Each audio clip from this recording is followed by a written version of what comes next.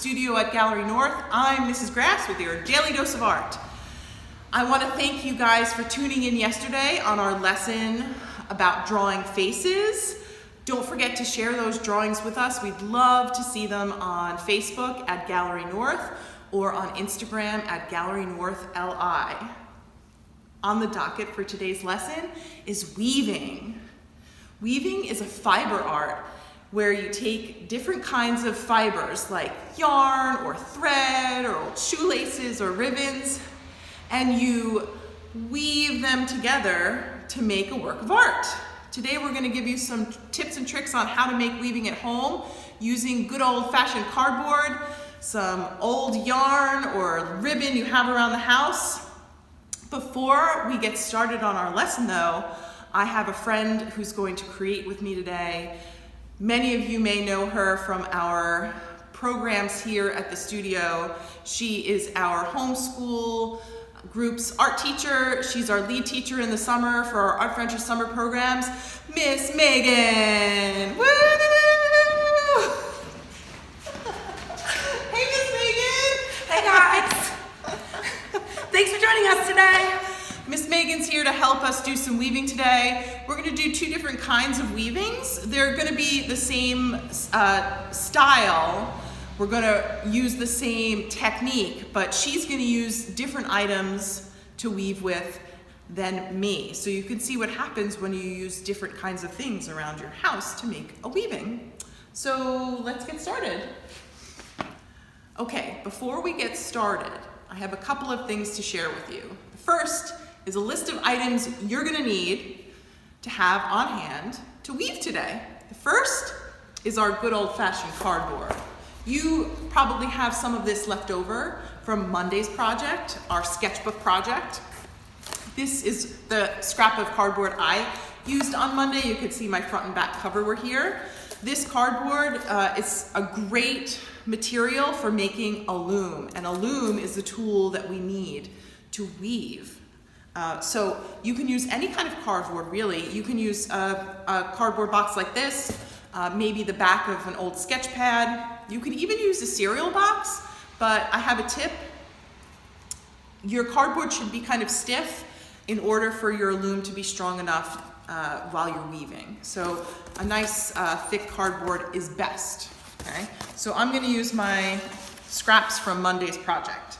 The next thing you're going to need is fibers and yarns and ribbons. And you can use any skeins of yarn you have lying at home. You might have ribbon or yarn left over from old projects. It doesn't really matter what size the ribbon is. You can use really thick ribbon or really skinny ribbon. When we are putting our loom together for weaving, you are going to need the thinnest of your fibers to set up that loom. But for the weaving part, you can use any size ribbon you want. So I have all sorts of stuff here. Stuff I found in my old sewing kits and even cut up fabrics. I took out this fabric today and I cut a piece off, and it was skinny enough that I can use it as a ribbon. You know, another great thing to use are old plastic bags. If you have old shopping bags from stores, you can actually slice those up, and they're really strong and can make a nice plasticky ribbon. And you can use that for weaving today. In fact, I've even done some knitting projects with plastic bags. Oh, also, you can use pipe cleaners today for weaving. I know that you guys probably have pipe cleaners at home. Shout out to my friend Joey at home. I know that he loves pipe cleaners and using them at home. He's probably got a whole pile of them. You could use these today if you'd like. And lastly, you're going to need a scissor, of course, to cut up the things that you need for weaving, like your ribbons or fabrics, okay? And a comb or a fork, something that has prongs in it. This is a tool that's going to help us pack our fibers together so our weaving can stay together a little bit better. I have a stash of these here at the studio for our Art Ventures programs. When we're teaching weaving, we always take them out, but you might not have one of these at home, so you could use a fork. Go to the kitchen, pull out a fork from your kitchen drawer, and you can use that for weaving today. Before Miss Megan comes on over here to help me weave today, I want to do a little drawing for you and show you up close what it looks like when you sort of deconstruct a weaving. Many of you might have done this at school or for a project at home. The pattern for weaving is under, over, under, over. And we do that with a series of yarn or string or fibers that are lined up together. And they're lined up together on a loom. Now you can use really fancy looms. I think of the Navajo and the weavings that they did. And they had big giant looms made from wood. You can buy looms at any of your local craft stores, but it's a lot more fun when you build your own. Since we're doing a little intro to weaving, a cardboard box is the perfect start. So we're going to be cutting our cardboard into the shape we want our weaving to be. So if you want to do a long, thin weaving, your cardboard's going to be a long, thin piece of cardboard, okay? If you want to make a square one, you can cut a square piece of cardboard. But it's going to be the same principle in how we create. We're going to take our cardboard and we're going to take our scissor and we're going to make slices in our cardboard all the way across the top and all the way across the bottom. They're kind of like fringe or notches, and that's where our yarn is going to be placed into when we set up our loom. We're going to start by taking our yarn or our ribbon, and we're going to basically be kind of wrapping it all the way around our cardboard, and each time it's going to land in a notch. And we're going to make sure that the ribbon or yarn goes from one notch to the next all the way across our cardboard, okay? And when you're setting up your weaving, all of these parts have special names. The yarn that we put up and down is called the warp, and the yarn that we weave in and out of this warp is called the weft. So I might use those words throughout the video today so that you know where to place your fibers. Once your loom is all set up, you're going to, let's do a close-up view. Let's imagine that we've zoomed right into a section of our weaving and we can see the warp that's here, okay? Once that's all set up, we're gonna take our yarn or our ribbon, whatever you've decided to weave with, and you're gonna go over one piece of the warp, and then you're gonna go under it. And then you're gonna go over the next, and under the next. And it's gonna become a pattern. Okay, you're gonna go under, over. Maybe we should come up with a nice song and dance for that. It's just gonna get repeated over and over and over again. Under, over. When you get to the end of your loom, you've come to the end of your warp, you're going to reverse what you've done and go back in the other direction. So if I was over the last fiber, the last warp, when I come back around with it, I'm gonna go under it. And then over, and then under, and then over, and then under. And it's gonna be, we're gonna repeat that over and over again, from the top of our loom to the bottom. And we're gonna repeat that until we're done. So, I think it's time for us to set up our looms. Okay, so Miss Megan and I are here ready to set up our looms. I chose a square. Miss Megan chose a nice long rectangle. Incidentally, if you take a piece of cardboard that is really big, like super long, like take a whole box and cut a big long length of this, you could weave an entire scarf, which is pretty cool. Yeah. So you're kind of making a mini scarf, maybe for the kitten. Oh. Honey's gonna be so happy. Yeah, making little weavings are so great for like making beds for dolls, blankets for dolls or pets, making a little pillow for your gerbil. It's a lot of fun. So we're gonna set up our looms now and get ready for weaving. Right now you're gonna need to pick a yarn or a ribbon that's sort of thin. This is also a good time to take out that dental floss. I mean, that could work for you too. But here's how it's gonna start. You're gonna take the very tip of your yarn and you're gonna push it into the first notch that you cut into your cardboard. And if you look, you can see my cardboard has all these notches in it. Okay. And now I'm gonna take the yarn and I'm gonna put it into the next notch at the bottom. And then I'm gonna flip my cardboard over and I'm gonna put it in the next notch at the top. And then keep spinning my cardboard, and each time put a piece of that yarn into one of the notches, the next notch in the row, okay? And I'm gonna do that all the way across my loom.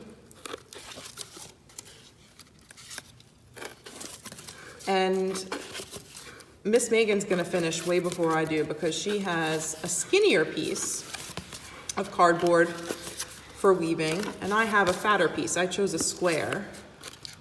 So it's gonna be a little different for me. If you didn't cut your notches in a way that they line up perfectly, no big deal. Just keep going. It's not gonna affect your weaving at all. Oh my gosh, look what I came across.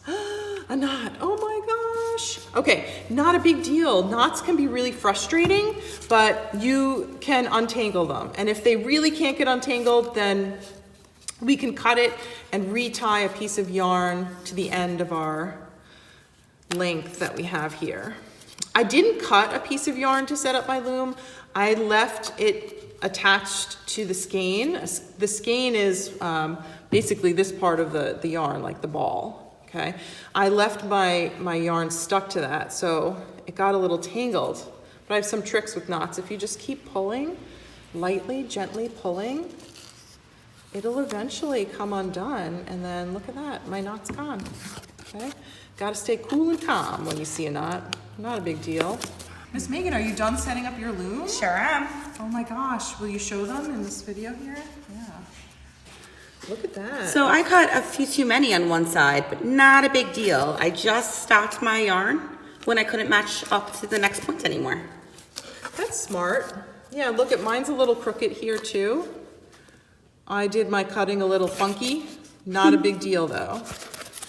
Like I said before, it's not going to affect your weaving in the end. And if I run out of notches, that's it, I'm done, okay? Now I can cut this extra bit off. I can cut this, and we don't need it. I can cut Miss Megan's, there we go, okay? At this point, you can see these little flippy flappies here. They're like the start and finish of our yarn. You can leave them or you can tape them down.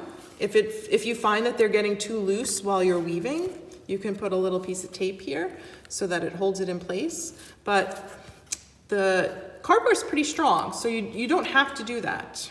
Okay, but if you do find it loosening, just put a piece of tape there and you'll be fine.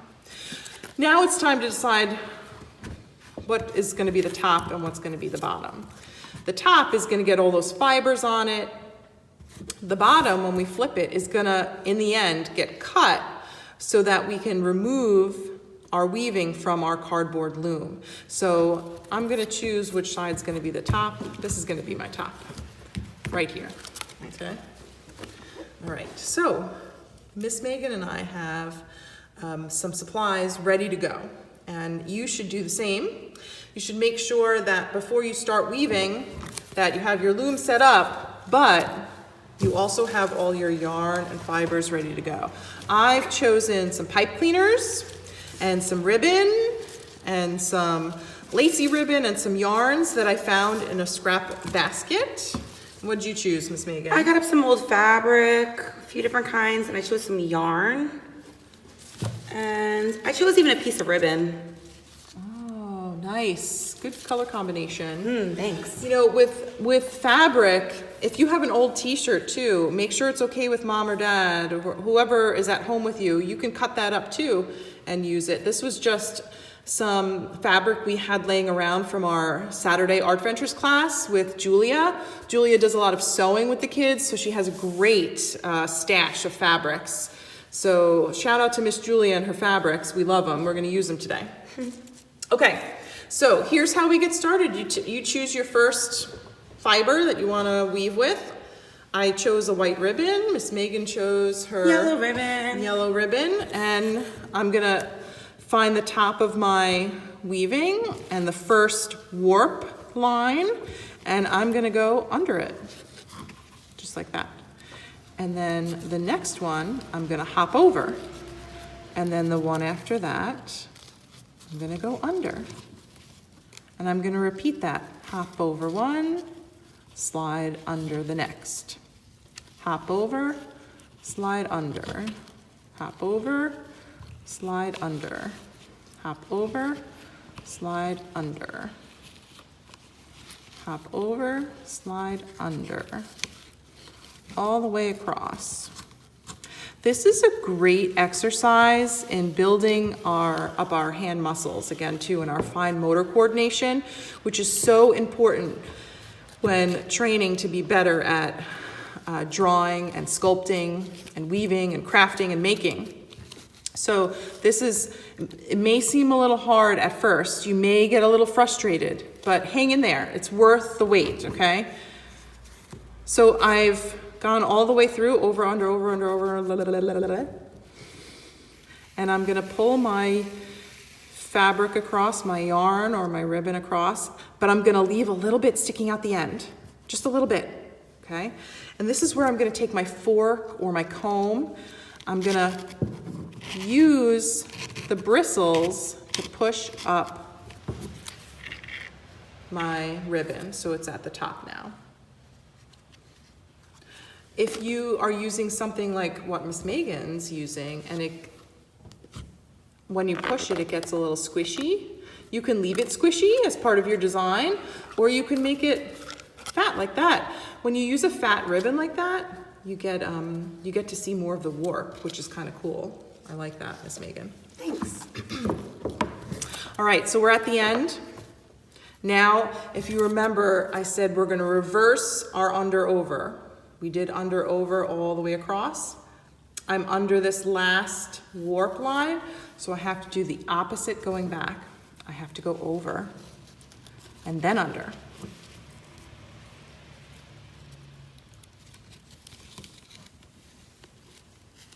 So on the way back, we're going to go do the opposite of what we did going one way.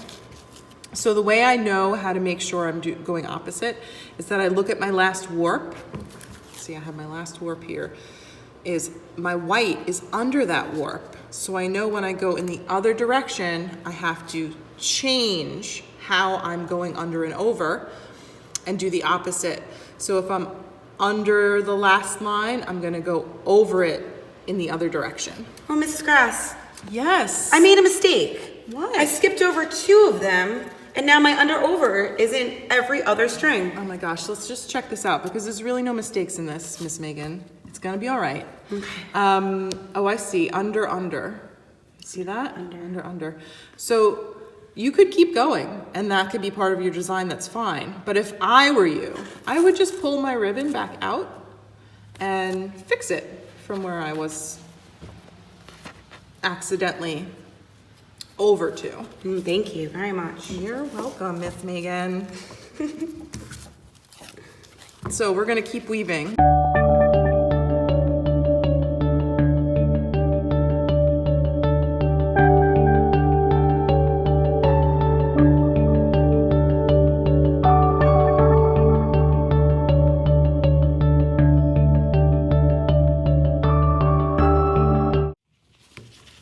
This is a great activity to do today.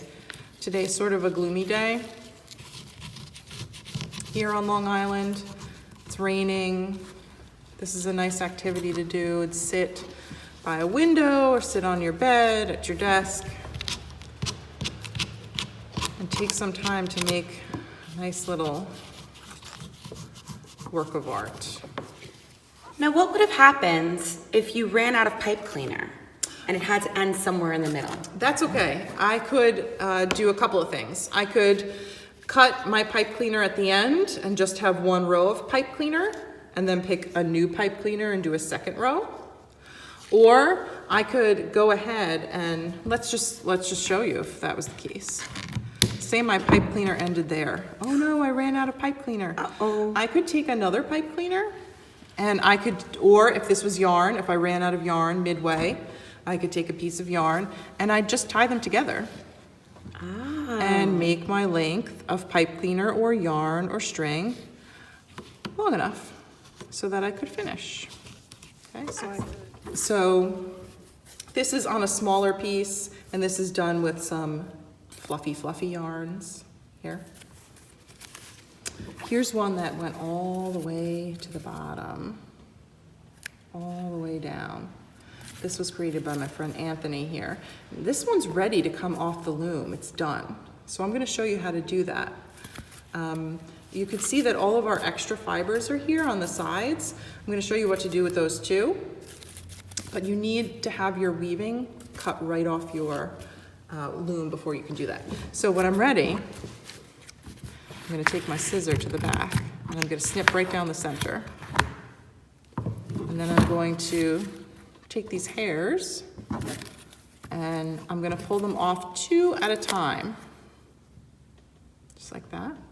And I'm gonna tie them together in a double knot. 1, 2.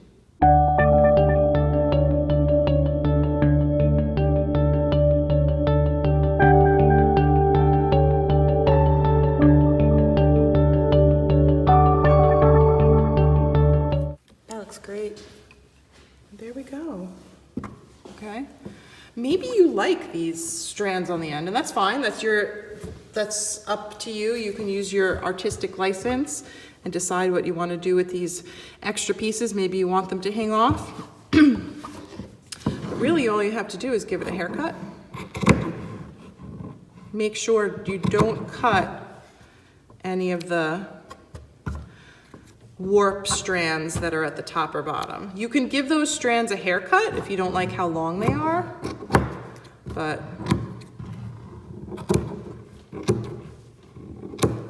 there we go. See, if I don't like how long this is, I could cut this and give it a haircut and make it shorter, but I like them long. I like the length of it, okay? I want to show you some other things you can do when you're done with this. So this could be a cool blanket or a carpet, like I said, for a dollhouse. But we can also take something like this and fold it and sew up the sides. If you fold it halfway and sew up the sides, you get sort of like a purse or a wallet. And you can see I did that here. All I did was sew a little here and here. Maybe you're some of my friends out there have been in class with Miss Julia and know how to sew. Maybe mom or dad can help you do that. Basically, all you need to do is put some yarn in and out along the edge. I know that some of you are lucky to be home with a mom or dad that sews. So I made a little purse with this, but I also like just having them be like a work of art. This one I thought about the color spectrum and did a weaving of Roy G. Biv. And I had some tricks in here to make some fluffy parts. If you see this, sort of like a carpet, this fluffy part. For that, I'll show you this trick. All I did was take a piece of yarn. You wanna try this, Miss Megan? I do. Here, come join me over here. Okay. We'll do side by side. How's this blue? Perfect. Okay. So for this, I put my yarn over 2 pieces of my warp, and I take one side of that yarn and wrap it around one of the warp threads, and the other side and wrap it around the second warp thread, like that.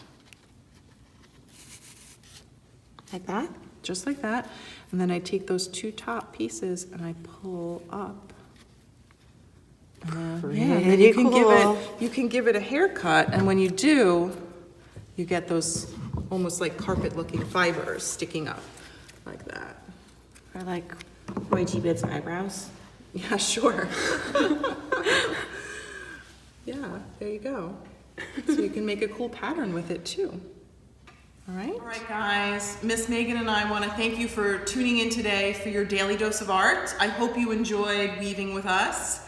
Don't forget to share the weavings you create on social media. We'd love to see what you're making. You could do that on Gallery North LI, and that's on Instagram, or you can do it on Facebook at Gallery North. I want to shout out to some of the kiddos that have been sharing their art with us over the past couple of days. That's been so cool. It's Thank amazing. So shout out to Loam, love your sketchbook. Mila, we loved seeing you working. It was amazing.